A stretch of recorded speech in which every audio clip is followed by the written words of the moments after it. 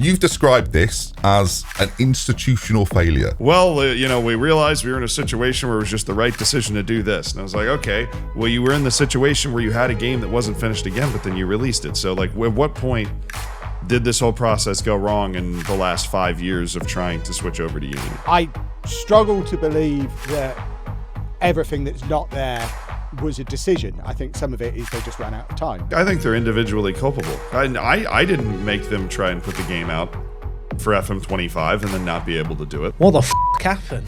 Like, what happened in the last 2 years? They didn't basically go radio silent. They did go radio silent. We literally didn't hear from them for 8 months. They did all of this to themselves. I think they've definitely released an unfinished game. More leaks this year than the previous 10 years combined. My biggest fear is that they're sitting there going, we got review bombed. The audience doesn't get it. We think we've made a great game. And it's got 70%, did you say? Games reviewers are idiots. Jack, you mentioned the UI, and wow, I've never looked at his face. There are times where I'm playing the game and I'm really enjoying it, and then there are times where the flaws of the game kind of punch you at the wrong time, and you just feel like shutting the whole thing down. I don't think it knows. I think it's trying to be everything and pleasing no one. Oh man, I just shout at the screen instead. I don't care if they didn't do anything. Whether that's feeling connected to the game world, or feeling involved in match days, or deadline days, or cup draws, or all these things that were like collectively really good for immersion, a lot of those things are just gone. I think a bit like the legacy space stuff, it kind of shows that you have got your ear to the ground a little bit and you're listening to everyone. Will you buy the Miles autobiography? I assume we'll get gifted one, won't we? No. I don't know, maybe not after this. Hello then folks, and welcome back. We last made a video like this over 3 years ago, and after an underwhelming start to FM26, we thought it was time to do so again. And we enjoyed making this video. Sports Interactive, not so much. But after the biggest reaction in Football Manager history, I am joined by 3 friends that hopefully are familiar. But if they're not, I am first joined by the man that interviewed Miles Jacobson, a former developer at multiple Sega subsidiaries, including Football Manager, and he's just started his incredibly successful Part to Prem series. But we all know Jack best for resigning in the network game. Jack? Hello everyone. Sorry, as you were giving that intro, I'm just there fiddling with my camera settings. There's been a whole saga, but I'm glad I'm here now. Good. Next up, we've got a man that divides opinion in the Football Manager community, a YouTuber best known these days for his work as a brick mason, a man that gets grief for his opinions, which is strange considering all his opinions come from ChatGPT. It's Kevin Lollujo Chapman. Kevin, hello. Hello. How are you? I'm all right. I'm losing the energy after Jack's camera saga. I'm building myself back up again. We're good to go. Good.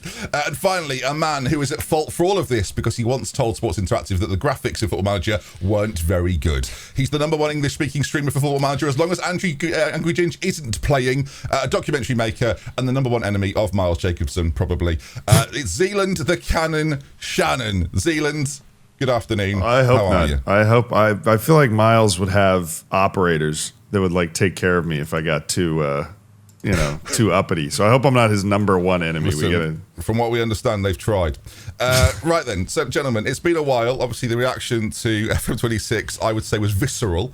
There's been what would you say, hugely negative reaction, or mostly negative reaction, depending on where the Steam reviews are at right now. It's out of the top 10, by the way. I don't know if you've seen we this. did it!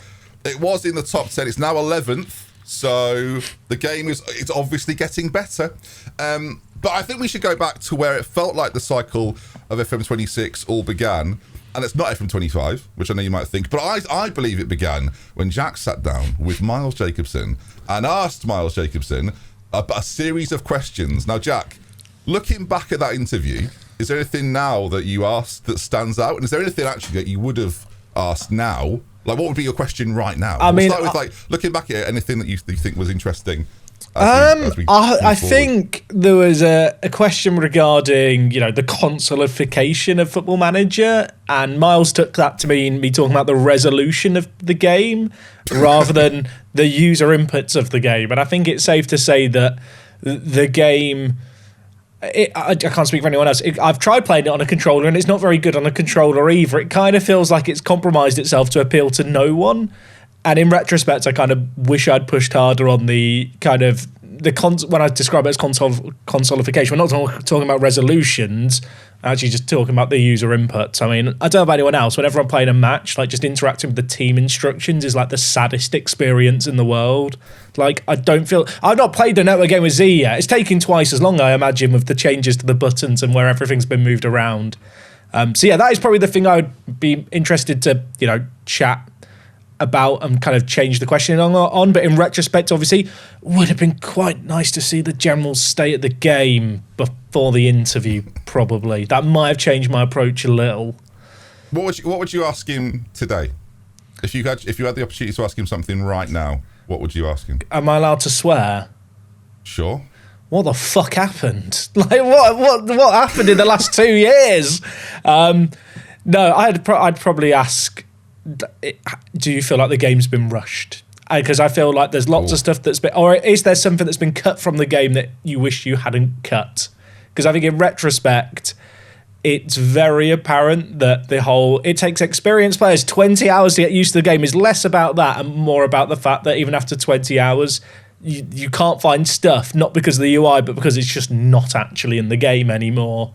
Yeah. Z, what did you make of the interview? Because it was a while ago now, but you definitely watched it, right? No. I never watched it. I'm being dead serious. You never watched it? No, I never watched it. I don't blame you. Been awful content. Pretty militant. Can't stand Jack. No, I felt bad it took me 35 minutes to set up my camera and I left Z went, no, I don't. No. Let me ask you a different question, Z. What would you ask Miles then? If you had the chance to sit down with him in that setting, what would you ask him now? I think, well, there's a couple things. One, the reason I didn't watch it is I've been very militant to try to get my own opinions on the game. Try to avoid the stuff that I can so I can just play the game and then have, I didn't want to fall down the rabbit hole of I'm just going to hate on the game because everybody's hating on the game and then I don't know. It also, of course, I did it because, it's Jack. So, I mean, like, yeah. A narrow of Jack is enough for anybody. So, that makes sense. I'll be honest, I'm amazed you didn't watch it though. But even so, like, I think that's interesting. But what would you ask him now? If you got one question with him. Here's the thing. I don't really like confrontation. I don't. Now, I'm not like a fan of it in person. I'm not a fan of it online. I don't enjoy it. It makes me uncomfortable. I'd rather everybody was just smiling and having a good time. What would you ask him, Z? What would you ask him? I think this is confrontational right now. I know. Sorry. I think the fair question to ask would be, where do you think it went wrong? Because I think that it's obvious that something went wrong. I think it's a fact. Do you think Miles would ever say it went wrong, though? That's what I'm trying to find out. I'm sure we will discuss where we think it went wrong. Maybe, yeah. No, we will. I'm sure that's the point. But I think, actually, like, one of the most important things you can do as a leader is admit when something doesn't go right. And if your game comes out and is 22% positively rated on Steam, something didn't go right. So the question would then be, where did it go wrong? Right? And I would be worried that we would get an answer from Miles kind of like what we got in the interviews that he did leading up to it, which are kind of like these hunky-dory answers of like, well, we fucked up, but now we're headed in the right direction. Like the way he sort of treated the cancellation of 25, like, well, we realized we were in a situation where it was just the right decision to do this. And I was like, okay, well, you were in the situation where you had a game that wasn't finished again, but then you released it. So like, at what point did this whole process go wrong in the last 5 years of trying to switch over to Unity? That would be in a non-confrontational way. That would be the question. I think he would take it quite confrontational. Oh, he would. He would. For confrontation. He would. Yeah, 100%. Kev, if you could ask, did you watch the interview firstly? I watched the interview, but I was distracted by Jack's dirty shoes all the way through it. Okay, well, apologies. Let's not get bogged down in his dirty shoes. But watching it, obviously, you've had many conversations similar to that with Miles. In fact, you've interviewed Miles yourself before on your own channel many moons ago. Is there something you would have asked, or was there something that stood out to you from the interview? I think the difficulty with coming up with a question that I would want to ask him is I don't think he'd answer any of the questions that would actually give us some useful information. I think anything like, I don't think he'd answer where it went wrong. He'd dance around it and dodge it. So I think it'd be really difficult to actually get something useful and meaningful at this stage. I think it's the kind of thing we're going to have to wait for the autobiography for, to actually find out what went wrong, who made what decisions and when. Will you buy the Miles autobiography? I assume we'll get gifted one, won't we? No. I don't know. Maybe not after this. No, I don't think, if it's, honestly though, if it's anything like that GQ interview, I might buy it just for the entertainment value.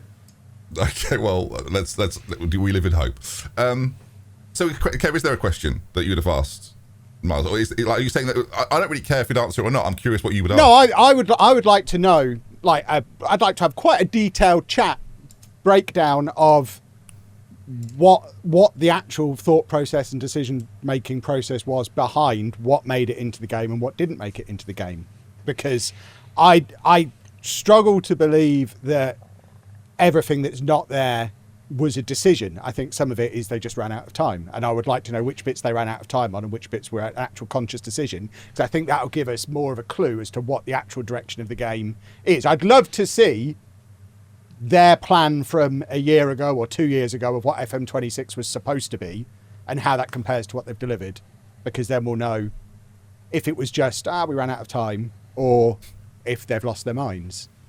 Okay. I would have, Jack, I watched the interview, Jack. You'd be pleased. Oh, thank you. I'm glad someone did. The one thing I wish you'd push back on was microtransactions. In the console version of the game, they have microtransactions, and you sort of said, please no microtransactions. You even did this, I remember. And Miles was like, we're very proud of our record, but Kev, you did a video where you highlighted all of the microtransactions. And so they are worse, right, in console this year than they have been before. Like, I think the price has gone up on a lot. I think the price has gone up, but there's fewer of them in general, because you used to be able to buy extra challenge scenarios and stuff as well. So I think there are overall fewer options, but they do cost more now. I guess with that interview. Very quickly, Jack, I actually don't care that they were there.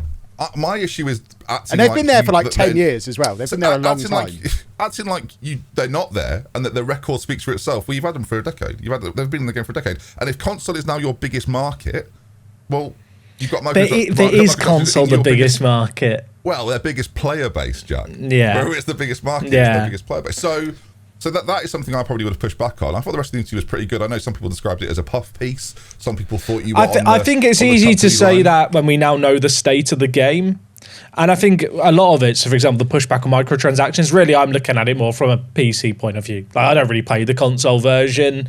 The mobile versions have microtransactions in forever. And as far as I'm aware, like Kev said, there's actually less in now. And maybe it's wrong of me, but my kind of general assumption was I've never really seen that much discourse from console players about, oh my gosh, there's too many microtransactions in Football Manager. And so when I'm asking questions, I'm kind of viewing it more from the PC player angle. But I think what Kev kind of said about the fact you can ask Miles questions and not get answers out of him. Like, I've known Miles 10 years, so going into that interview, I tried to be combative where I could be, but the reality is Miles is the kind of person, I think, where if you push him too hard too soon, he is just going to shut down and you're not going to get a good interview out of him at all. And then, like, what's the point in all the effort that went into setting it up?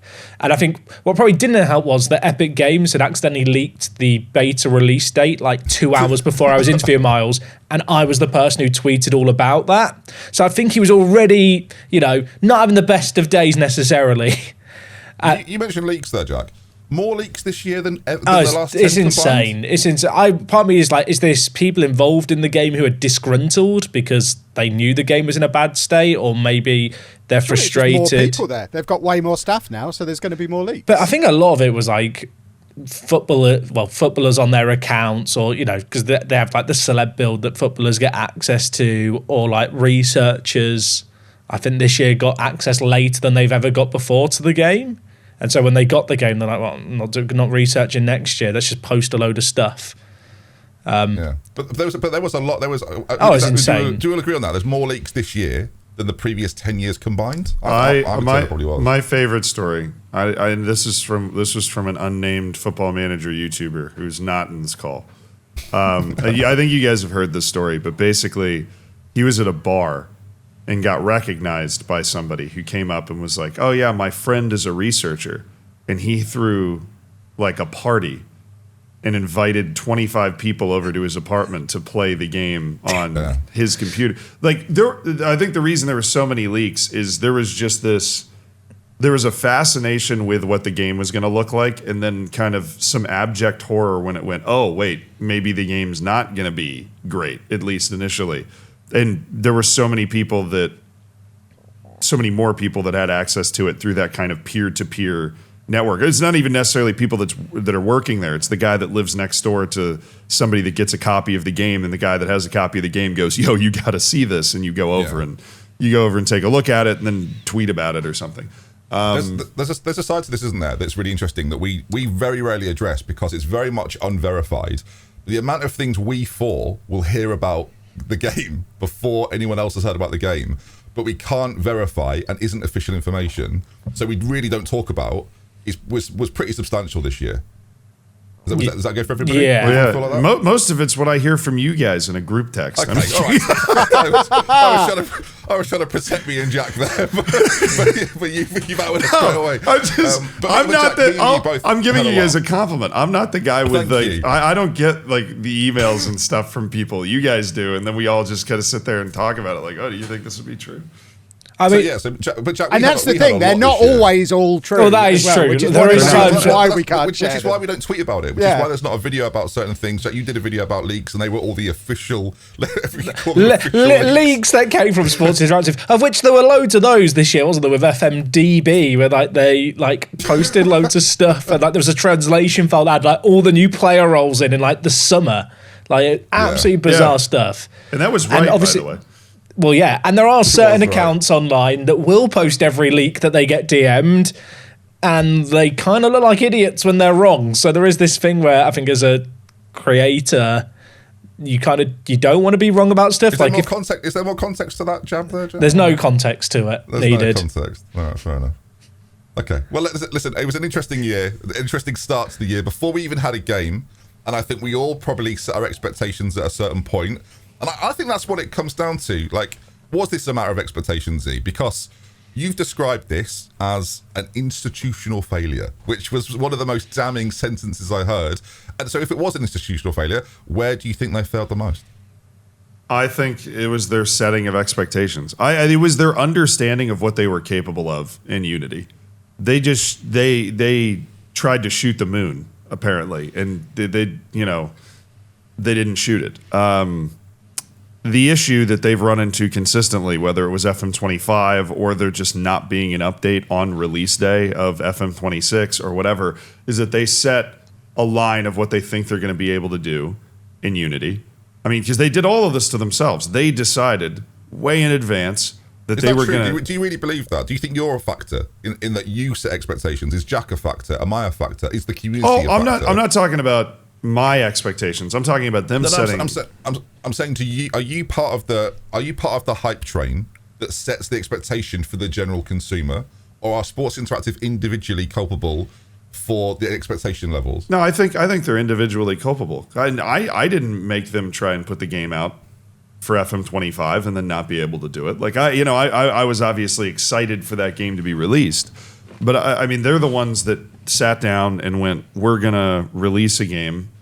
We're going to switch over to Unity for FM25, and they thought they had the time to do it after working on it in the background for years, and then they didn't. And then you turn around to FM26, and they thought that they were going to be able to do this, this, and this, and you got Miles in interviews talking about how, we're not going to release a game until it's ready. The game, obviously, there's no greater evidence that the game wasn't ready when there's no update on the actual release day. Like, it just wasn't ready. And so, for whatever reason, the studio just... like the whatever the question was, what was the biggest institutional failure? The institutional failure was understanding how long it was going to take them to do things in Unity. They just don't have a good, for whatever reason, in the office, they don't seem to have a good understanding of timeline and expectation setting for what they're doing in Unity. Yeah. Kev, do you agree? It was institutional failure. I mean, I think they've definitely released an unfinished game, but then getting back to what we were saying about expectations, I think that's kind of what I expected, and I think a lot of people did expect. I said 2 years ago that if they're going to completely rebuild the game, then expect it to take 3 or 4 versions of that game before we're back where we are on the last version of the previous one. So my expectations were lower. So which is why they've kind of met what I was expecting them to do. So on that then, do you base your opinion on your expectation, on your individual expectation level, or the one that they set? Because you're saying that like, I thought 2 years ago it wasn't going to be in a great state, so when it comes out in not a great state, I'm sort of like, well, I thought that was going to happen. Or actually, are they holding themselves to a higher standard that they haven't met?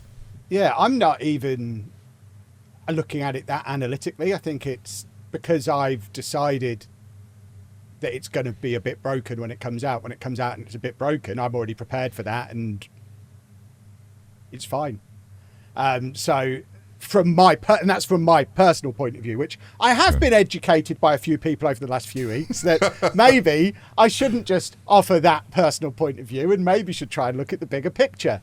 And yeah, their expectations that they've set, I think it just screams naivety all the way through, even recent naivety. Zealand's just mentioned not releasing a launch day patch. They released 3 patches during the beta. They could have saved one and said, yay, there's your launch day patch. And then there's a launch day patch. But they've naively decided to rush everything out as soon as it's ready, which means by the time launch day has arrived, there's nothing new because they rushed it all out the Friday before. And I worry they're going to continue down that road for the next year, and they're going to spend the next year updating FM26 constantly. And then when FM26 comes out, the feedback is going to be, well, there's nothing new.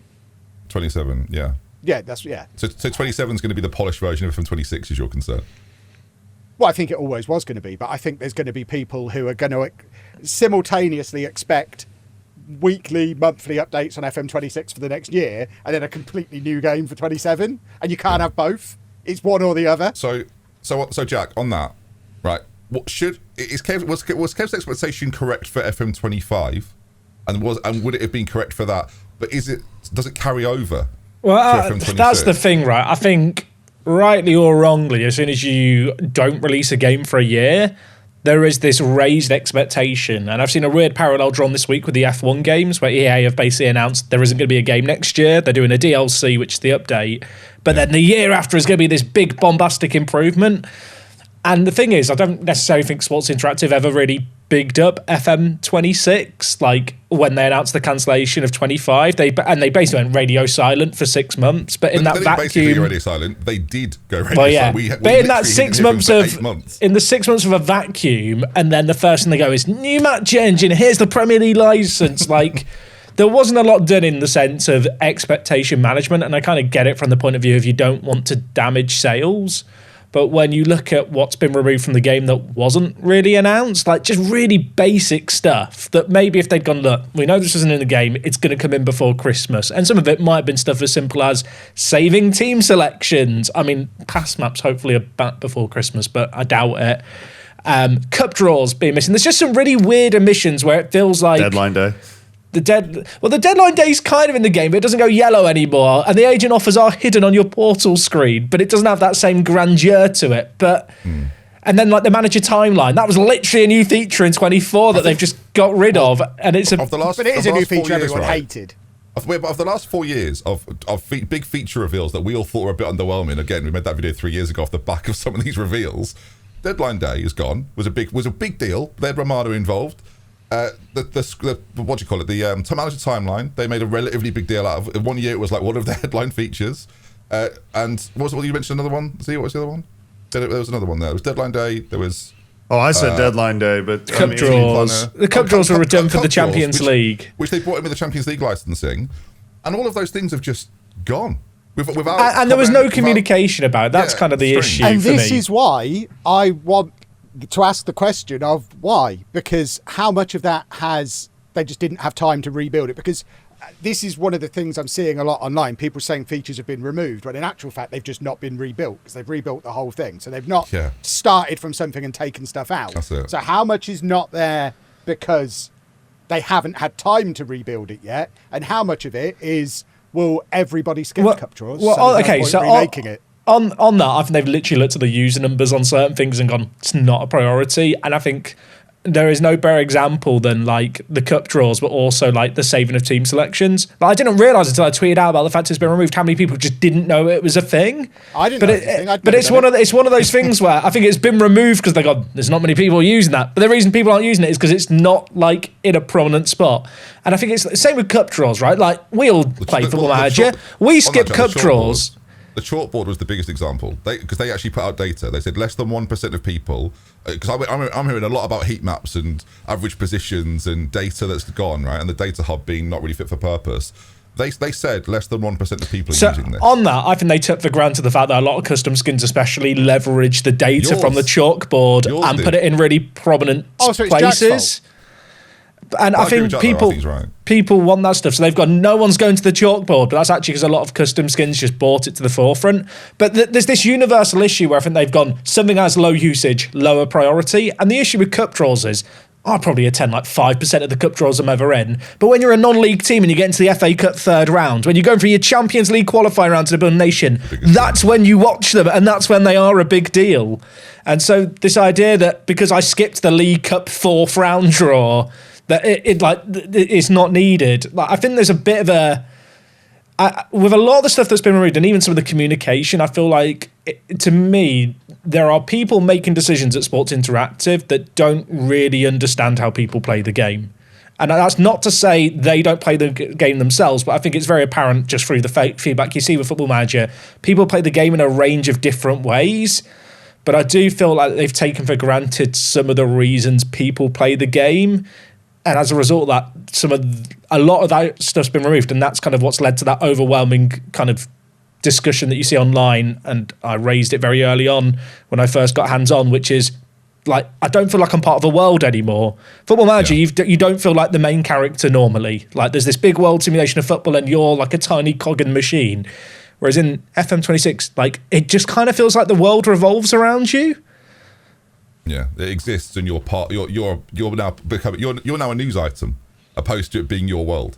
Yeah, I feel like that's how it feels a little bit. You've set me up perfectly there. I can sort of blend my answers to both questions I've asked previously, once to you and once to Z. Is that Miles took responsibility for not releasing 25, and I now wonder if he believes that the audience have just got it wrong, if they've got it wrong and they think it's a great game. And are they basing it on numbers? Are they basing it on sales? Are they basing it on reviews? I know Sports Interactive really care about reviews, so I'm fascinated to see how that's come across. Because I don't know now, and the question I would ask Miles is, like, I'm not sure if the Football Manager's creative landscape is 300 people that work at the studio, 5 people that decide we're doing this, Sega saying, can you please go in this direction, or Miles as the sole creative visionary, as the studio director. And we maybe as consumers or creators or whatever don't, like, mainly consumers, maybe we don't have to care. But for me, when I buy Football Manager, that's my season ticket. I know that Arne Slot is in charge of Liverpool. I know who the owners are, so I know who's making those decisions, and so I can base how I feel about it on the direction in which they're taking it. Now with Football Manager, we don't really know, but all we really have is Miles saying, like, "Oh, I'm responsible for this." So I'm fascinated now. That was this community feedback? Was this 300 people at the studio chipping in? Because you mentioned before, like, you think people are making decisions that aren't playing the game. No, just to be clear, they do play the game, but they only think about the game in the way that they play the game. And beauty of Football Manager is no one plays the game the same way as one another. Like, it's not like it's a universal way. You'll delegate different stuff. Some people love to do their week-to-week training. Some people love to set up their scouting assignments. Some people, they like to play with no attributes and they play data. We 4 play it differently. Sort of notoriously, we all play it different. So we know that firsthand. And so you're right, though. I do think there's a scope for, like, are they doing it that way? Z, I felt like you wanted to say something, so I want to come to you. No, I think you hit on my biggest fear. My biggest fear is that they're sitting there going, we got review bombed. The audience doesn't get it. We think we've made a great game. Look at the Metacritic scores. It's gone below 70 now. Like, it's not... It's bad. I'm not saying it's true. I'm just saying my biggest fear is that the reviews being so low has created a sort of cognitive dissonance where the studio's just going, oh, like, they're just hating to hate, and it's like this pile on when we've actually, we've made a good game or something. Yeah. I think, so from a creator standpoint, I actually think creators have tried to be as balanced as they could. You even said, and I was the same. We waited until the 4th. We were like, we'll wait till the 4th. We'll see what's said. We made a few videos around that, but it was like, we'll see what happens. And then to not release a patch, Kev touched on it, like was I think a crazy decision, because it then set up this feeling of like, oh, they don't care, which we know isn't true. But like, even we're sitting there like, how was that an oversight? Like, how was there not a decision made of, oh, actually, yeah, we need to make sure we hit the ground running here. And not only do we put out a really good day one patch, we then set out our plan for future patches. So, because the problems with the issues with the game were pretty obvious. There were 14, I know there were repeat issues reported, but 14,000 issues, more issues reported than the entirety of FM24, which I know is a more polished and more finished game, but it's still, I believe, an insurmountable amount of issues. Like Kev mentioned, this year is going to be a year-long process now of them attempting to fix a game that will hopefully look a lot better for FM27.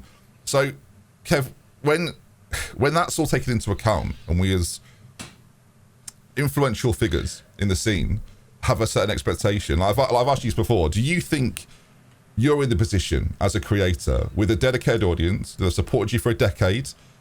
Are you supposed to hold Football Manager to account more? And do you feel like you do that?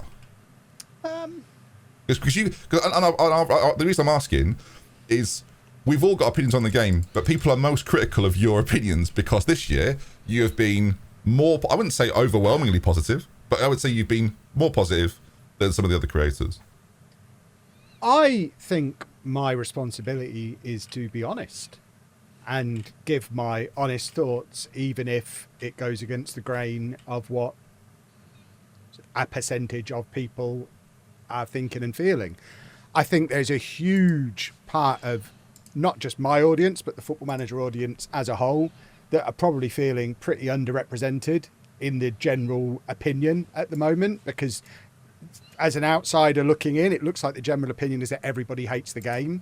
And I get so many messages and comments from people saying, I'll say it quietly so I don't get shouted at, but I am really enjoying it. I like this, this and this.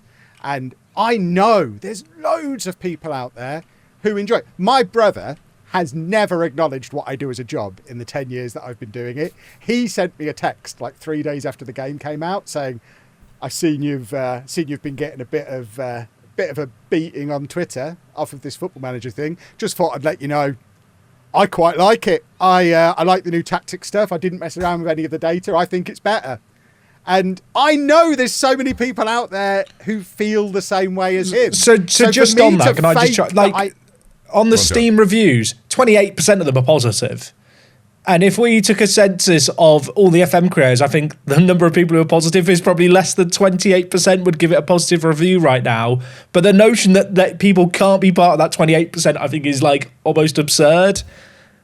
Well, I think I'm going to agree. I'm going to agree with Kev more. I think it's more. I think the overall number is higher than 28. A lot of people are playing the game. Like, people don't always feel compelled to leave a good review. They'll always feel compelled. The ones who hate it. People who are just enjoying it aren't leaving a review. I've not left a review.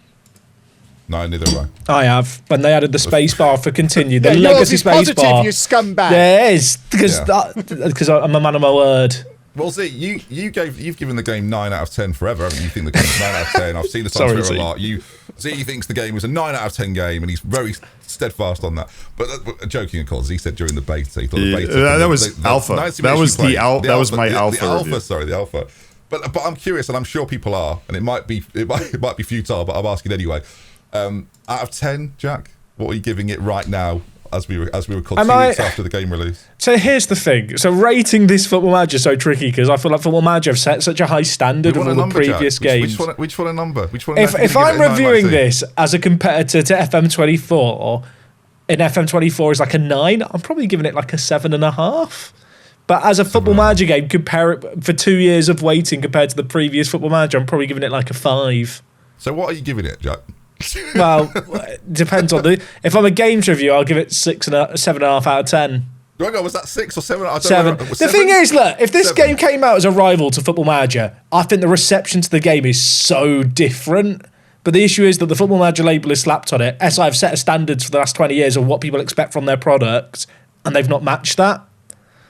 And that's kind of what makes it tricky. They're almost a victim of their own success. And it's weird. It depends, though, doesn't it? If EA had released it, I think it would be critical. If an indie developer had released it, would go, this is pretty fucking sick. Like, I think it depends. It's not as straightforward as going, oh, like, this is how we all feel about it. But the reputation they built for themselves is what you're essentially saying. Jack's giving it a 7. I wanted a number, Jack. You gave me a monologue. See, today, 2 weeks later, you gave it a 9 in the alpha. I think you gave it a 6 on beta.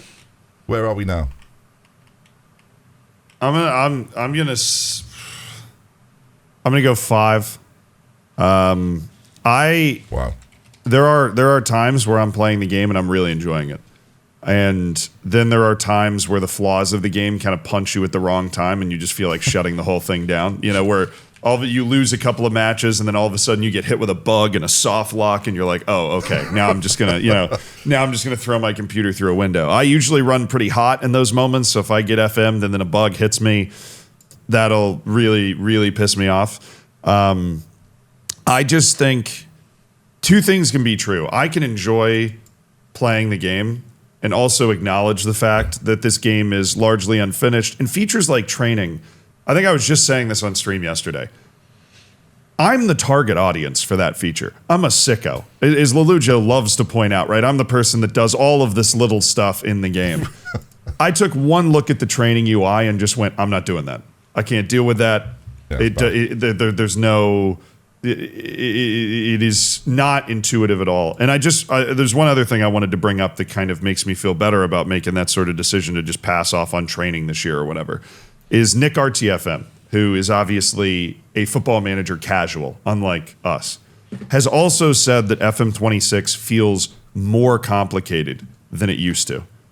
And I think that's incredibly telling, because it can be more complicated for us because we're so used to where things are that it's really hard for us to learn where all the new things are. And so it feels like our brain is working harder.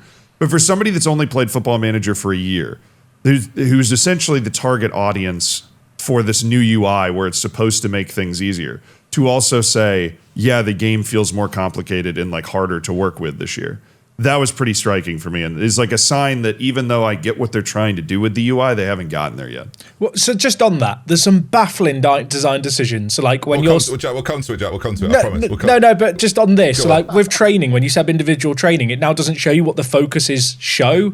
It's like they've tried to make the game more friendly for new players, but then removed a load of the information. So like on the tactics screen, you're picking options. You don't actually see all the different options all at once.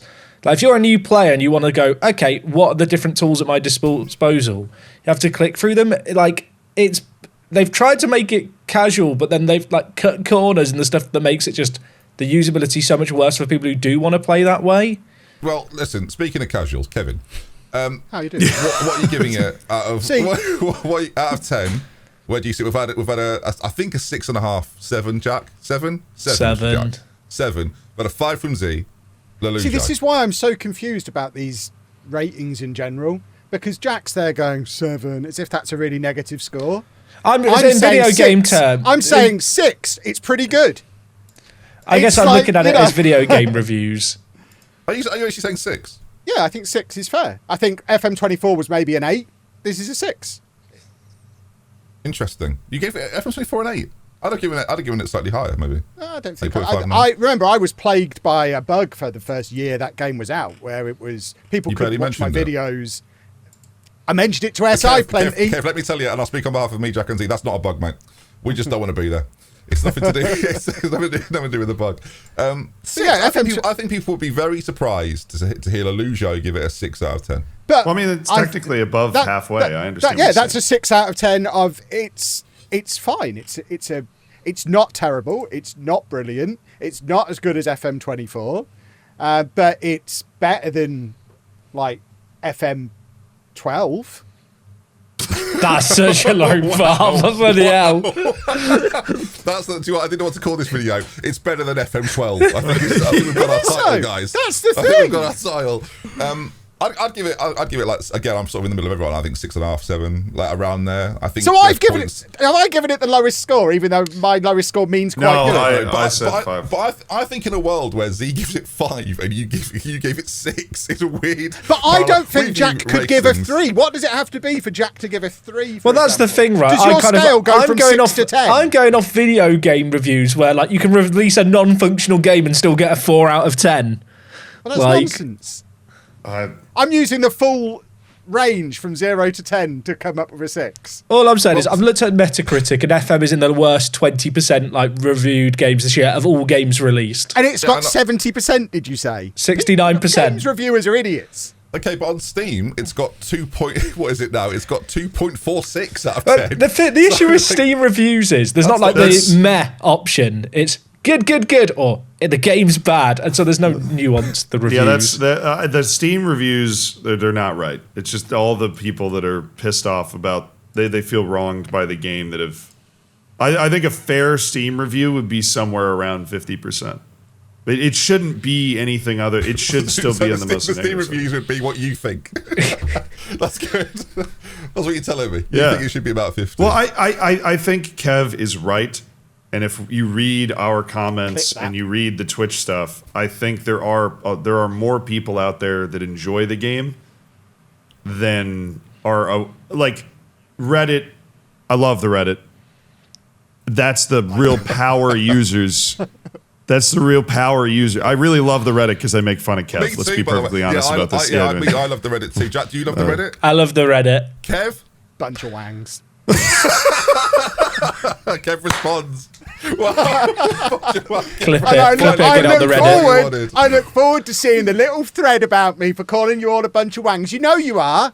Right. I think compared to what I've seen Kev called wangs is pretty light touching. I think that's probably a pretty rare response. Sorry, Steve. No. I mean, that was kind of what I was hoping for at some point. But I mean, like the opinions you see on the Reddit, the opinions you see from people that watch our streams every day, those are going to be the power users of the game. When there are people that play hundreds of hours of the game and they never watch, a Let's Play from y'all or some random tutorial from me for 3 years ago. They don't interact with the content. They just download the game. They play a couple hundred hours when they get home from work. And I think a lot of those people that aren't out here going, well, where's the player database search for the unemployed managers, right? They're enjoying the game a lot more because the match day experience is better and the tactics are new. I to a degree disagree with you. I think that they had 500,000 people play the beta, and your video of I played Football Manager like 26 got about 500,000 views. I think there are far more people that play the game that are engaged with content. You're telling me? Yeah, but that's the 500,000 people. They're the ones who pre-ordered it. They are the hardcore still. They're not the 20 million. So this idea you have to be hardcore to pre-order the game. This is Football Manager. They've had the same set. They've done the same thing for 20 years. If you want to play the game slightly early, pre-order the game. But the audience is much bigger than 500,000 people. But you're not a hardcore player simply because you pre-order the game. No, but they're going to be the ones who are more likely to be like my brother. Again, I always use my brother as the example because he doesn't know any of you does he pre-order? No, he didn't even know when the game came out. He just noticed it on Game Pass one day, so he downloaded it. I think he thinks you're Miles as well. I like the idea of him giving feedback to you, like, you've done well this year, Kevin. I don't know why everyone is having a go at you for. But what I'm saying is, I just think that, like, the idea that people that play Football Manager, like, there's this, like, 80% of people that just don't engage with online content in any form, don't have a Twitter account, don't have a Facebook I don't watch profile, any content for any other games I play. Okay, well, that's very. This is a straw man argument. Great, you don't. Okay, but lots of people will do, who at least watch a review on it. Maybe have watched these videos and gone, oh, interesting that this is how he feels about it. Maybe that review was more positive than he would have liked because he said it was a 9 out of 10 in that initial video, and then obviously there's a feeling afterwards. But I mean, I come back to the question of like, and I actually think your initial answer to the question was, do you feel the responsibility? I think you said you've got to be honest. I think the responsibility for us is to be honest. I don't think it matters. Obviously, Loki made a video where he called out certain creators and said, well, hang on a minute, are you all being honest because you have had trips down to Football Manager, as is he? You get a free copy of the game, you're playing the alpha early. Can we be trusted? I think our only responsibility is to be honest as we see it, and I think that as soon as we put a code FM26 Lollujo next to it, people are unsure if that's the case. But I agree with Kev. I think our only responsibility is to be honest. And whether Kev likes the game or not, as long as he's been honest, that's fair enough. I would say that if you asked your audience how does Kev view the game, they wouldn't say a 6 out of 10. I think that's an interesting like. I think they'd probably subsection. say Kev doesn't give ratings out of 10. I have been. You do now. He does now. Yeah, I gave you a special treat by doing it here, but as a Thank policy, you. I don't give games ratings because I think the whole thing is nonsense. Okay, well, that's interesting. Jack, you mentioned the UI, and wow, I've never looked at his face. He's not happy. You mentioned the UI. It is the biggest fundamental change, and we called 3 years ago. I watched it back. We called for some pretty big change to incorporate newer players and to make it slightly easier. And as he's touched on, they might not have done that, but they obviously had a plan with the UI. And it is, as someone that's worked in design and worked on skinning as well, quite a lot, your job is to make something that people enjoy looking at and enjoy clicking around. And I watched Tom FM's video this week. He highlights pretty clearly that some of the clicking options where you have to click 5 times opposed to 1 in previous games or twice in previous games is pretty painful. And you touched on before as well, controllers or mouse, it doesn't matter. I want to know what FM25 look like, because apparently this is the fixed version.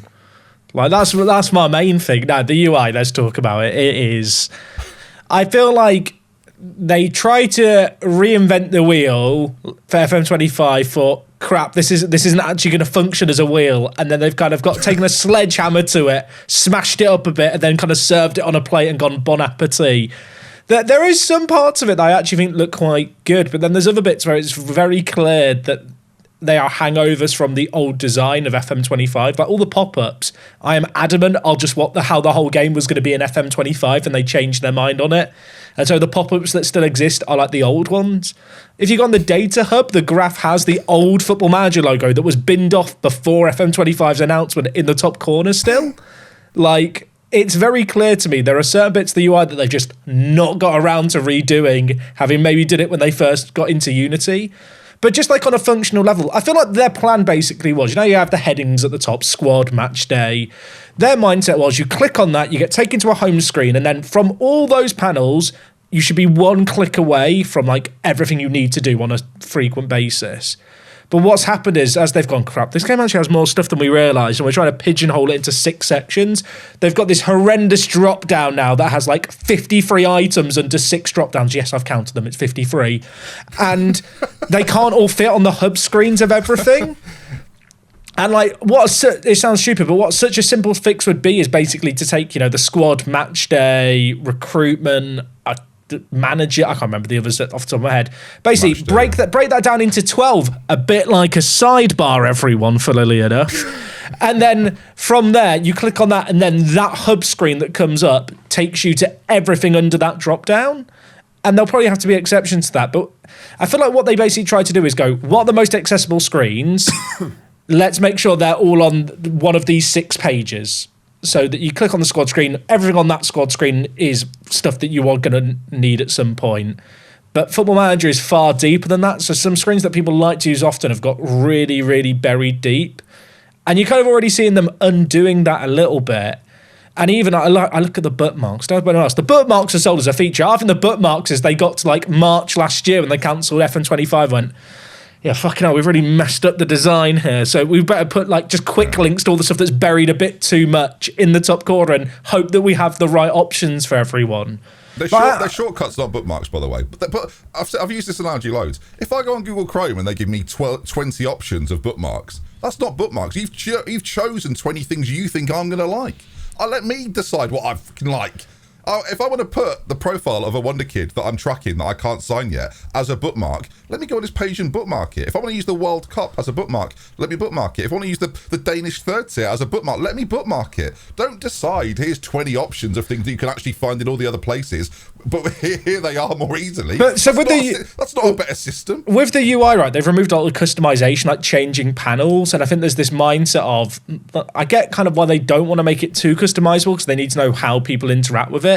But the reality is, if you took everyone who plays Football Manager and went, right, show us your FM24 view and how you have everything set up. Like, very few people's is going to be the exact same. Yeah. And because of the lack of customization, it's basically they've gone, here's our vision for what you should interact with and what you need to play. And like I said before, I think just certain design decisions lead me to believe that the people making the decisions aren't aware of how different people play the game a lot of the time. I mean, they talk in the interview with Mars, he talked about how they have these 8 personas of different people who play the game. I like the idea they have a different YouTuber for each persona, and Kevin is like the casual one. But like, there's some people who aren't going to change the view. Some people aren't going to change the views. Reddit, Jack, let me tell you.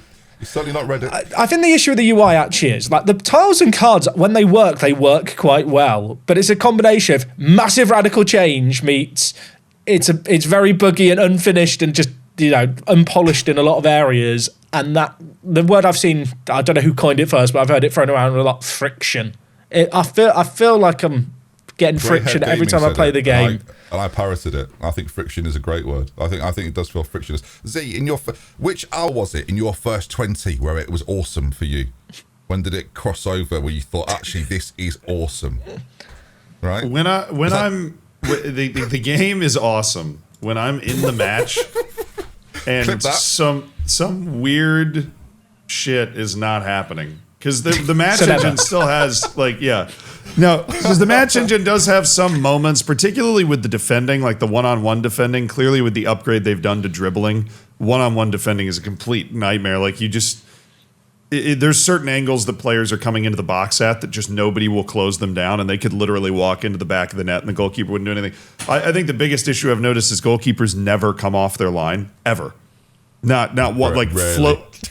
Yeah, very rarely. So floated balls that end up like 4 yards away from the box are just a 50-50 showdown and a jump ball, basically.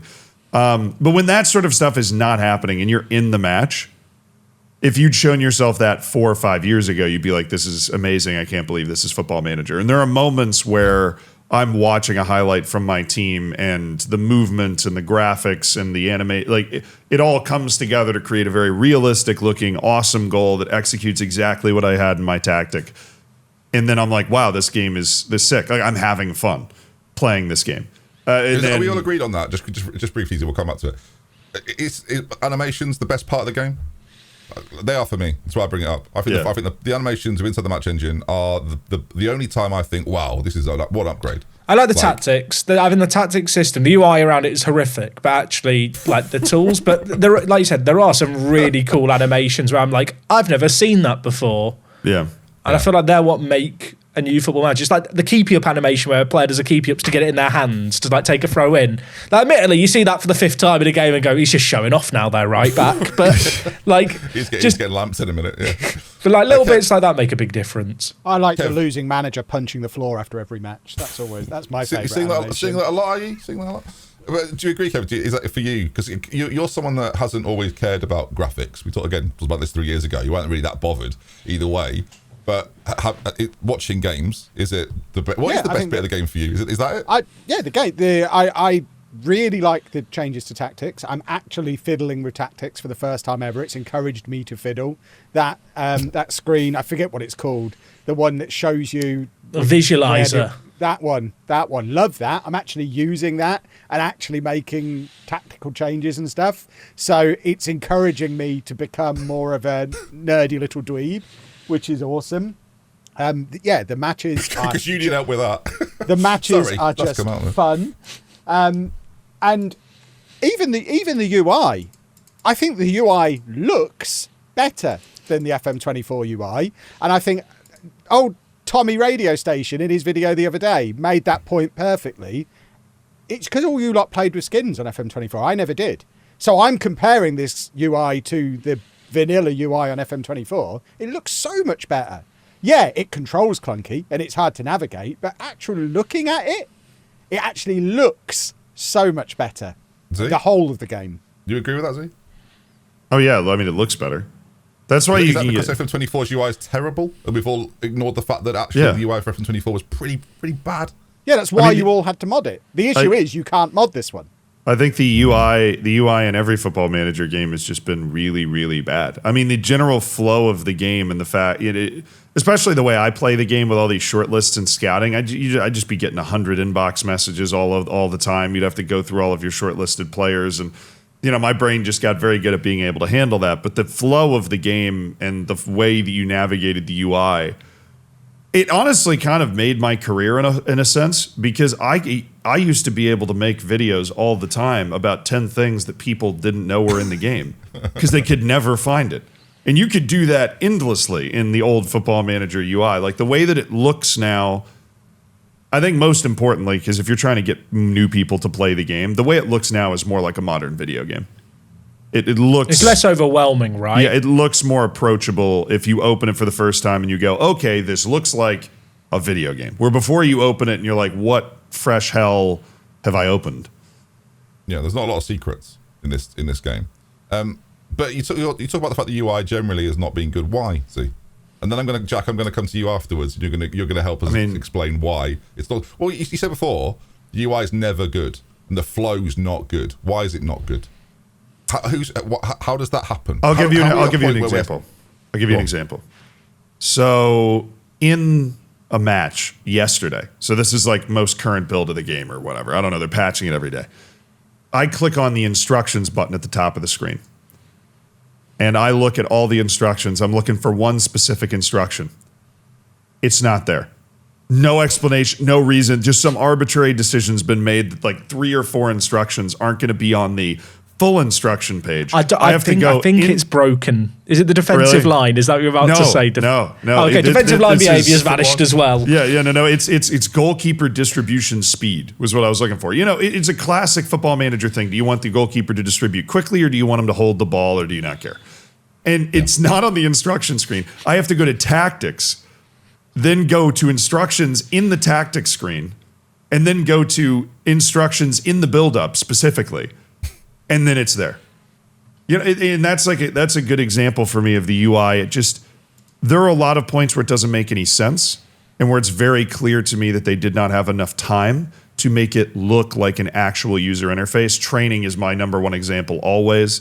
There's no color coding. There's nothing to draw your eye anywhere. You just get hit with a wall of information that you have to digest. There's things that you can click on that there's nothing that indicates that you can click on them. Right? It took me a while to figure out that you have to click on this one particular thing to find all of the other types of training. It is the opposite of intuitive. Kev is right that it looks great, and it is way more welcoming than previous UIs have been on Football Manager, and that means the potential is there if they can go through and polish the rest of this up. But I'll just throw in something at the end here that I've been saying a lot that I don't know if you've heard me say, which is I think this is a beta year. I think this whole year is a beta for Unity Football Manager. So this is Jack. I'll come to you on this, right? My issue is that everyone thinks, oh well, everyone hates the UI. Next year we're going to get a new UI. We're not. This is the UI now. Like whether you like the UI or not, this is the model of what they're going to make, and so there's going to be adaptations. And so if you don't like it, which a lot of people, I think, have struggled with it. I think have needed longer than 20 hours. And I said in a video recently, I think the whole 20-hour thing is ridiculous. I worry now that can this version of their UI become something that everyone goes, oh, this is better. This is not actually no, not this is better. This is great. And can it become that, Jack? The thing is, I don't know. The UI actually foundationally hasn't changed. Like, it's changed a fair amount, like the layouts and stuff. But actually, the navigation hasn't changed a lot. It's just got worse in a lot of areas, and they've grouped stuff together. Like, one of the most underappreciated things about Football Manager for the last 20 years is how snappy the UI is. There's not many games where you load up a list of 20,000 players on a player search screen and they're all instantly there without a loading screen. And I think we've really taken for granted how responsive Football Manager is. Football Manager is a game that in the past never looked good screen to screen, but once you knew the navigation, it kind of made sense. I mean, the reality is, right, we've got Portal Squad, Recruitment, Matchday, Club and Career at the top. That is basically what the sidebar used to be, and they've basically tried to condense everything down that used to be spread across 20 facets of the game into 6 areas, and that really muddies it from, if you're an experienced player and you're used to, stuff being grouped up in a certain way and it's now been moved apart arbitrarily. And I don't really know why they've spread it out. I don't know if they kind of made these 6 pillars of the game thinking that makes it easier for new players to know they have to go to one of these 6 areas. But because of how bloated Football Manager is, a lot of stuff doesn't really neatly fall into any one of those 6 areas or kind of overlaps. It's just them looping back round the way they always do. Like we go sidebar, top bar, sidebar, top bar. But the thing is, we've gone top bar, but then Manager, we had the 6 boxes in the middle of the screen. It always loops back round to something they've done before. The thing is, I think what will probably end up happening is, one of the theories I have is that the reason they've gone with those 6 things at the top is because there's only room for 6 at the minimum resolution, and because they don't have adaptive resolution, basically they can't squeeze it in like more if there's a wider selection. Like the reality is, if we had Portal, Squad, Recruitment, Match Day, and say there was a staff section, maybe the recruitment of players and staff was just separated. Under Match Day, you could have like the data hub and opposition instructions separate. Competitions could be its own bit. Essentially, if you were to just split everything off a bit more, I think it'd be a bit more digestible and easy to remember where everything is. Like, I don't know about anyone else, when you click on the drop-downs, currently the navigation, like the recruitment option has like 20 different things on a drop-down. For a new player, like that's absurd.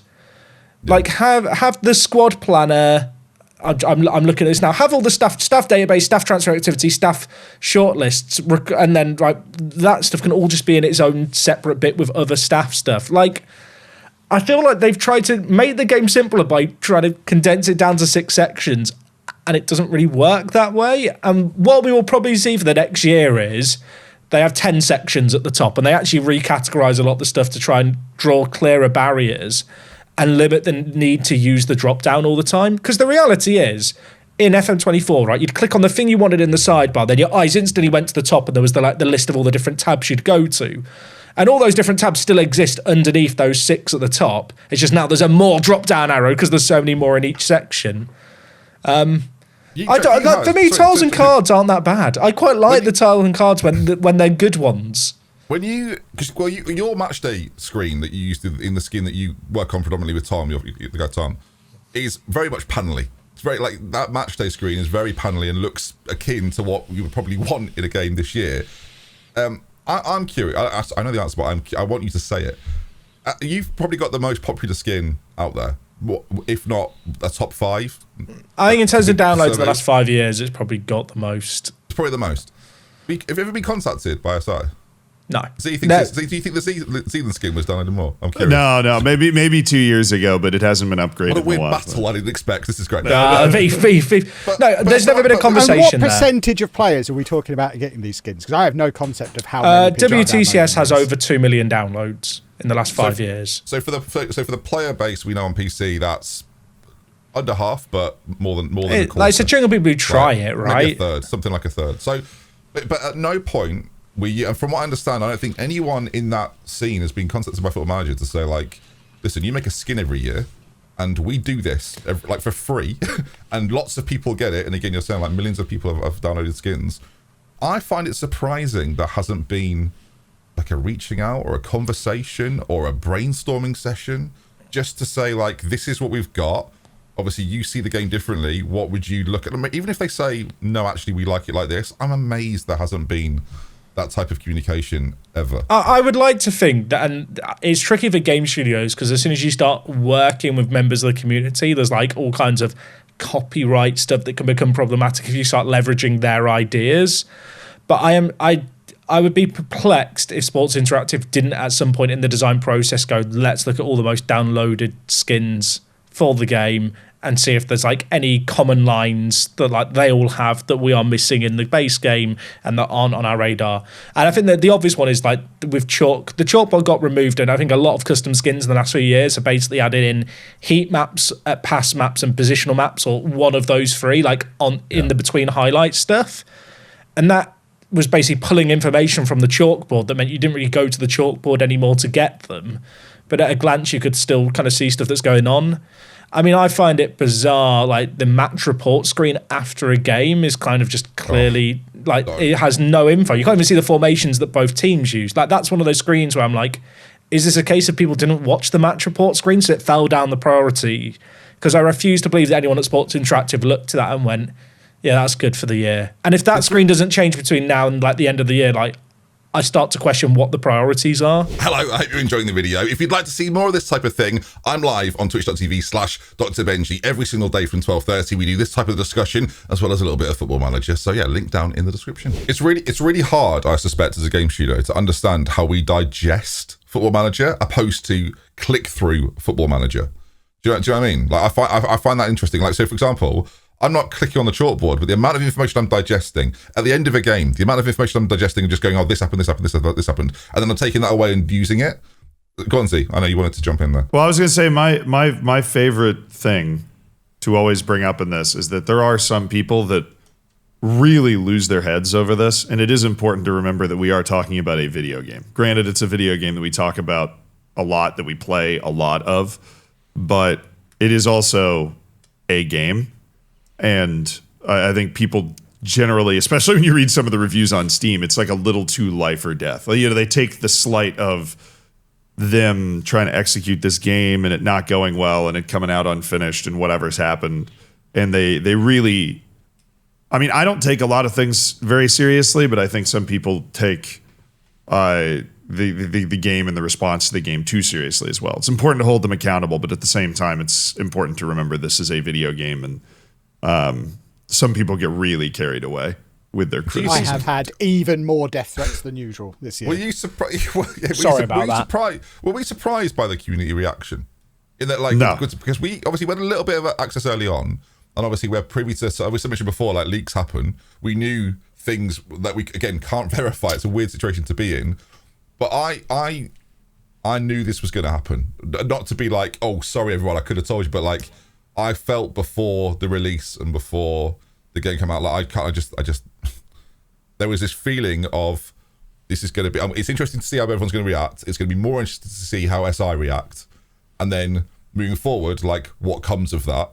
And then obviously Jack's interview made that, like, gave it the stakes went up. I was like, oh, okay. See, you'd loved it. The stakes went up for me. It was like, oh, now they've put themselves in a position where it has to be good, and I thought, ooh. This is weird now because I don't know if it can be good, and we're going to see like where the cards fall. But people have, I actually, as much as I saw it coming, I do think it's been more aggressive than I expected across the board. I don't know if anyone wants to pick up on that. I'm not surprised by the aggression. I mean, there's a segment of the Football Manager community that'll get pretty aggressive and defensive anytime you talk about changing the game at all. I mean, the weight caused it, Z? Do you think the delay is the biggest factor here? I thought you meant removing weight. No. Do you think the delay is the biggest factor in all of this? I don't think it's the biggest factor, but it matters a lot. Expectations, didn't we? We talked about expectations before and where people set their expectations. I think the delay in the game set huge expectation on people thinking, okay, the game's delayed. Do we now expect it to be this? Are we expecting it to be more polished? Are we expecting it to have... There's been a lot of, they've had 2 years, as if that's a really long amount of time to develop a video game. That's a really common thing I'm seeing. But for Football Manager, it feels like a long time because they're so used to working on game-to-game cycles. I know he's a massive fan of year-to-year video games like this, but like, I think that's the thing, that they've built themselves, they've dug themselves a bit of a hole. And like, I've seen like people said, well, you guys talked about this and you guys are influential. I saw Jack reply to someone on Twitter being like, you really think we have that much influence? Listen, I wish I could tell them so they just do it. That'd be great. We know that Sports Interactive watch these videos and take our feedback on board, and we've got direct lines of communication. But if you think that Z talking about graphics meant they suddenly went, yeah, we'll go and sort the graphics out, like, that wasn't the way it happened. Like, that's obviously a dialogue they've had for a long time, and I'm sure he would like the credit to say, yes, it was obviously me. But there's a world here where we as creators have, again, I talked about before, Kev, your responsibility of like, what do we do? I think we've got the desire to be honest. So if we feel like we think the game should go a certain way, we might say that. If we feel like the game has made mistakes, we might say that. If we love the game, we might say that. That's sort of the way that goes. And their responsibility is, their only responsibility is to make a great game. And as Z pointed out before, like, they failed on that last year and they failed on that this year. And that's why the reactions like this, Z, or are there other factors that people are missing?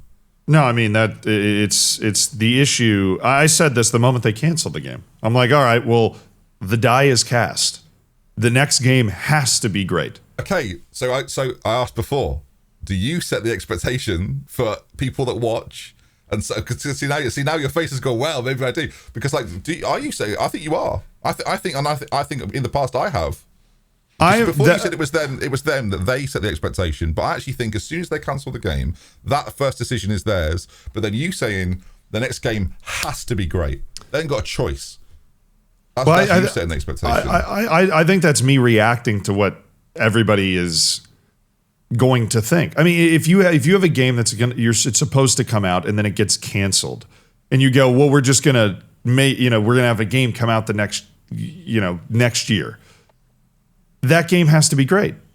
It does, because if this game had come out last year, the rating would be a lot higher, and I think we would all be making videos like, look, they're taking a massive step, and it's it was a pretty quick turnaround. And they lost all of that leeway by canceling the game and then having to do it this year. And I remember like saying at the time, I said it to anybody who would listen, that canceling this game has drawn the battle lines, that they have to deliver or else. And I guess we've kind of figured out in a sense what the or else is, which is just a bombed Steam rating and bad Metacritic score. Yeah. Because I think we are in a funny position now of all playing 150 hours or whatever it is. And like, we can have fun playing the game and it still admits it's not a great game. Yeah. I think that's kind of where we're all at, is that we might look like, oh, we love the game, we're playing the game. Like, we can still, the job is to play the game. And I actually think a lot of consumers feel like that. We talk about people that are loving it. I don't think the people that are loving it is a particularly big number, but I think people are finding a way to find enjoyment in the game that they're given, because it's the game they're given. They enjoy playing every year. Like, people are burnt out from FM24. Like, I can only speak for myself. If someone said, would you go back and play 24? I wouldn't. I've got like 8,000 hours in that edition of Football Manager. Like, this is different. Is it good different? Is it bad different? I think it's kind of just different. But I would take that over having to endure like the same game for another year. Yeah. Well, that was we did get a question like that. Kev, what do they have to do this year to take it from like a 6 to an 8 where they were before? Can they? Just keep fixing the bits that are broken and continue finishing the game. I want them to deliver their vision of what the game is. I want to be able to judge that. So this is why, and I keep going on about it, it's so difficult to give a rating now when it's clearly an unfinished product. Yeah, it's not marketed as that, and that's a whole different conversation. But it's not done, so I don't know if when it's done, it might already be an 8 when it's finished. You said the V word, Kev, which I'm going to go back to Z on, the vision. You've had a little bit of criticism for saying you like the vision. And I think we all, 3 years ago, we were talking about the vision of what we wanted it to look like, and we're still talking about the vision. Is it, I guess the question now is actually, you've given it a 5 this year, is this the right vision? We'll talk about totally. What we want, where we want it to go, and if it's going in the right direction. Do you think creatively it is going in the right direction? Is the vision that you saw? No, this is not the vision that I saw, but it is. I just meant I saw a finished game, but it's going in the right direction. Yeah, like this long term is better than. I feel like Football Manager in a lot of ways on the engine that it had has kind of just capped. Like it reached the point that it was going to be able to reach. I, of course, have used the analogy of like what we have now is a 2-star, 5-star wonder kid compared to a 3-star, 35-year-old holding midfielder that's like hanging on. You know, this game now, if you ask me if I wanted to play, and this may be a question I could ask you guys, the game right now, would you rather play FM24 for the rest of your life or the game that exists right now in FM26? Because for me, the answer is still FM24. But if you're asking me, would I rather play FM24 or what this game's going to be probably even next year, I'd probably take the game next year. Just because the potential in the Unity engine is so much higher. And so, yeah, do I like the vision of the game, or do I like where the game's headed and the potential of the game is the word I use most often? Then yeah, of course I do. I just wish that after 2 years and after 5 years in the background or whatever it was, they could stick the landing going into it more. But I still like where it's headed. Yeah. I would, I'd rather play 24 for the rest of my life if I had to choose between the two. Jack, you mentioned you like the fact it's a fresh game, but you do know there's future ones coming. If there wasn't future ones coming, you back on your skin on 24. I mean, I think I'm the kind of person who, if you just gave me FM24 to the rest of the time with data updates, I'd probably be fine with that. So yeah, but you know 26 exists. So which one? Which but, one? But is 24 going to get the community made mods for the rest of the time as well? Or 26. Well, 26 has got modding. But 24 is a better game probably. So like where? So well, which one are you playing? Say, okay, I'm kind of dodging the question here, but I reckon no, you will not. No, because for the rest of the time, right? If it's for the rest of the time and there's a theoretical infinite time of the same game, I think modders could make FM26 better than FM24 is with enough time to figure out theoretical infinite time. It'll take 10 years. We should call it Football Manager Z. It's like Day Z from now on. It's like it'll take in 10 years. It's going to be pretty great. Okay. Answer the question. No mods. No mod. Well, FM24 then. Okay. Kev? Yeah, I'd carry on with 24. It's a better game. Okay. God, look at him. He's so much braver on my channel. I love it. I've said stuff like this on my channel. People just don't get beyond the clickbait. No, he doesn't get paid to be positive here, does he? Only on his own channel. Kev, you made 3. Listen, Kev, I'll call you. You made 3 reviews for FM26. One that was 1 out of 10. One that was 10 out of 10, and then your own views. I don't know what you believe, mate. I got no idea what you. I've had my best viewed month ever, thanks to them bad boys. It's been great. Congratulations, we're all proud of you. Thanks, Reddit. That's what you did. It's interesting. So going forwards, what's the one big thing that you want to like? People will watch this probably and say, "Oh, they've been incredibly negative." But I think I go back to what I said before. I think we've actually been pretty honest about just how we feel about it. And I'm going to ask you at the end of this to sum up how you feel about FM26 in a word. But where do you go from now until like for the future? Like, what's the big thing that FM20? It's not just a game that works. Like, what do you really want to see from FM27? And we can look back at this in a year and we can see if we got what we wanted or not. We'll go around the circle. Jack, we'll start with you. A user interface that takes the tiles and card system we have here, but tries to leverage the things that made FM24's UI good in terms of their navigation. Okay. Kev?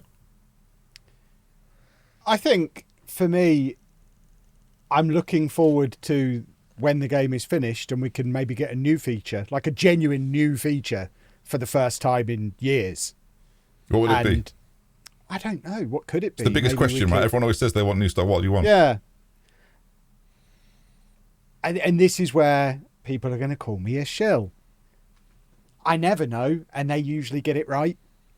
So I kind of trust them to offer me something that I'll probably like. I don't know. Would you like the honesty of calling him a shill? No, I don't think that makes you a shill. I just think that makes you a massive fan of the game. Z, big thing you want to see? International management's coming, mate. So I was gonna say that. But what I'm so curious to know is how big of it. Like, I don't know why I feel like international management's going to be a canary in the coal mine. Like, I'm most excited to see international management because I want to see if it's good. I want to see if it, because it could come out like the in-game editor, where it comes out and they clearly just didn't have enough time to work on it, and it soft locks you in 20 seconds. Or they could take all of this reaction on board. And obviously me making a whole video right before they announced the international management there, talking about how important international management was and whatever. They could take all of this on board in their experience in releasing this game and hotfixing the beta and whatever, and polish international management more. I think international management before FM27 is going to be the bellwether for, is Football Manager moving in the right direction? So what am I most excited to see going forward is a good international management. If that comes out and it's clean and it's solved some of the issues with training and fitness that have plagued international management in the past, and the call-up screens are more intuitive and they work well, then I'm going to be really excited for FM27 because I think they're starting to get it at that point. So, if they manage to make international management good, that's a phenomenal achievement because international football is not even good. So that's amazing if they manage to make it good in the game. To say that, it's that hard to improve say it. that, Like, yeah. No, I agree. I don't think what they had before is that difficult to build upon. Like, let me do training and rest footballers, and then I'm probably okay. The UI they've got for the international football, by the way, right now, whatever update they bring for international management, change that as well, because looking at international teams is horrendous. You can't flick through the players with the quick flicks. If you click on a player profile and quick flick, it goes through their club teammates, not the national team that you click on them through. Not only does it do that, it goes from male to female to male to female to female to male to female to male to male to female. It's like there's no logic in when you go through from one international team to another, and it's all squished into a smaller, not even a pop-up. Don't get, oh dear me, I've done you. Sounds like Ben saying women's football has ruined FM26 is what I'm hearing. And do you know what's interesting, Kevin? No one's saying that now. How weird that no one is talking about women's football being a problem at all anymore. Do you not think if all the people who worked on women's football worked on FM26, the UI would magically be fixed and we'd have all the missing features? It's almost like for 2 years, Jack, we said to everyone, do you know what? Women's football's not the problem. I asked Football Manager straight up when FM25 was cancelled. I said, is women's football a factor in this? Because people are going to wonder. They say no. I think they were right when they said that. It seems like the UI I've not was the seen issue, as not the many database people complaining about it anymore. So no, that's the positive with the launch. I've seen literally nobody complain about it. Like since so what you're saying is this whole launch was deliberate to take the heat off of the women's football. Wow, okay. He's cracked it. A brilliant job. We can crack the code. I'm gonna be a little much like the international management. I've heard nothing other than the fact they were taken out of the game about online modes and fantasy draft modes, and network games are in a pretty poor state. Trying to do the league right now, Z, would be horrid. I think we'll probably leave that for a bit. But yeah, obviously the streamer showdown was a massive part of something we did. The FIFA World Cup was a massive part of something that we were all involved in. Like the fact that we've not seen any development with that. We're told that something will happen at some point this year regarding that. There's a lot of pressure on that as much as there is international football for me. Like that shows me the direction in which they're going, that shows me the vision for those things. I appreciate not many people played them. They didn't play them for the same reason they didn't play international management. It wasn't very good. Tell you who did play a lot of multiplayer. The console lot they've supposedly built this game for. Yeah. Well, I actually think the UI suits some of the online functionality more than it does the single player. So that would be interesting. But I would love to see a fully fleshed out online draft mode, challenges brought in and all sorts of stuff to make it more interactive for people over the year, opposed to it being very like linear to this is the video game, enjoy the video game. I hope that becomes a thing. Boys, overall, again, I think people will watch this and say have been relatively negative. I don't necessarily think that's what we're doing. I think we're just talking about our experiences this year with the game. I said before, we'll sum it up in a word to round us off. Would anyone like to go first? To sum up your whole feeling. It's quite difficult. I appreciate, I ask the difficult questions. Is there a word that you find appropriately sums up your feeling about Football Manager 26? Kev? See, when you put this out on Twitter, I did my one-word answer, and it just went absolutely bananas. People got very cross with me, but I think I still stand by the word I used. What was that word? My word there was efficient, and I don't mean that the game necessarily is efficient, but for how I want to play Football Manager, I can play more matches in an hour than I could before. I can get from match to match quicker, and I can do the bits that I want to do quicker. So for me and how I play, I think it is pretty efficient. I think part of their intention going in with the redesign and the rebuild was to trim out some of the waffle and fat that had accumulated over 20 years of just iterating on the same game. I think they have achieved that. Let me ask a question, because I feel like people will want to know this, and I want to push back. You think the game's efficient, right? So it's an efficient 6 out of 10 for you. What makes it an 8, 9, 10 for you?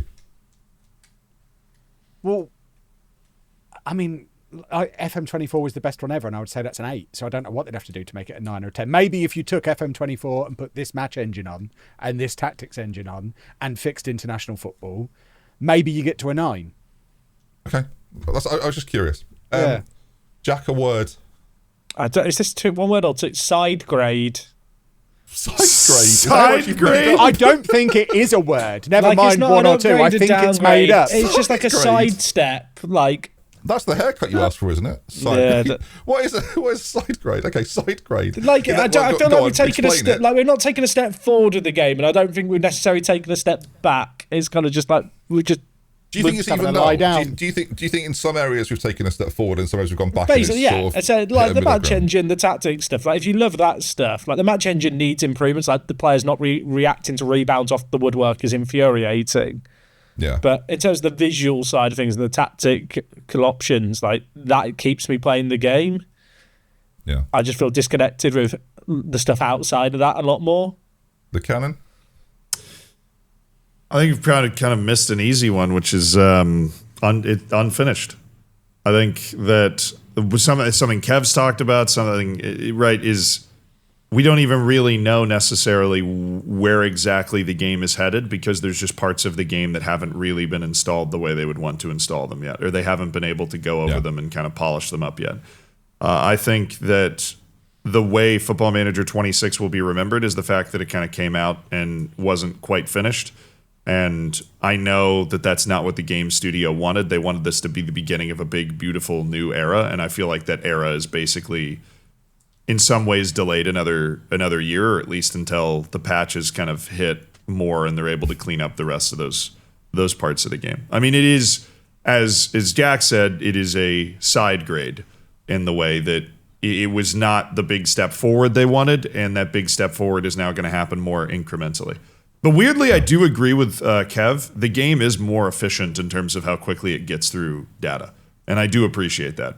Just that hasn't been thrown out. So even though my word is unfinished, I do see where everybody's word's coming from. Yeah, I would go with confused. I don't think the game knows who it's made for. I don't think the game knows if it's made for consoles or if it's made for PC players. I don't think it knows. I think it's trying to be everything and pleasing no one. And it's trying to encapsulate what everybody wants, and it's not really, like, it's not in the mold of previous Football Managers. It's not in the mold of like a touch or a mobile game, really. It's just in the middle. And I think because of the amount of changes, the amount of fixes, and the legacy mode coming in for Jack's fucking spacebar, I think they're trying to please they're trying to please everybody, and now they're trying to repair what is unfinished. And they're trying to finish it. And but we're going to be here in 6 months and think, oh, they finished it? Is it like, people are not going to be happy if FM27 is just a completed version of FM26. Like, we can't. I think there's a lot of stuff that they can add to 27 that's separate to the stuff that's been worked on now. Like we've seen the match. We talk about that. Shouts? Well, we're not talking about shouts, Jack. What's going on with shouts? Oh man, I just shout at the screen instead. I don't care if they didn't do anything. Like it's this. I had this conversation with someone at Sports Interactive where I said... Can I clarify that before you carry on, right? On shouts. Miles never said they don't do anything. He's just said they don't work as intended. Because what Miles has said in other interviews is that his issue with shouts is that they shout when a highlight ends. They don't shout instantly. So I'm of the belief that they did work. They did have an impact on your players and how I think the impact was more minute, was like a very small fraction of a percentage. But... Who cares, Jack? I want it. I feel like a passenger. So I had a conversation with an unnamed individual at Sports Interactive about shouts at some point over the summer. And I said to them... Exclusive, everybody. Go on. And I said to them, like, you do realise it'd be the easiest win to get a bit of community sentiment to just re-implement shouts. You can do talks to players before you sub them on. So, like, the underlying tech is there. Just add the button. Engine. It doesn't need to do anything. Put the button into the next update, and like, I think if they added that in as a feature before Christmas, you'd actually get a load of goodwill. And I know that's stupid, but like, I think a bit like the legacy space stuff, it kind of shows you have got your ear to the ground a little bit and you're listening to everyone. It's the closed door button in an elevator. People just need to hit it. It doesn't need to close the door. They just need to hit the button. Just get it in there. I just feel like the shouts is just a weird... I don't know anyone else. I sometimes just feel like a bit of a passenger in the first half. You're watching Football Manager, you're not playing it. That's yeah, the problem I just like shouting to encourage, at 0-0 after 4 minutes and they all get a green, smiley, happy faces.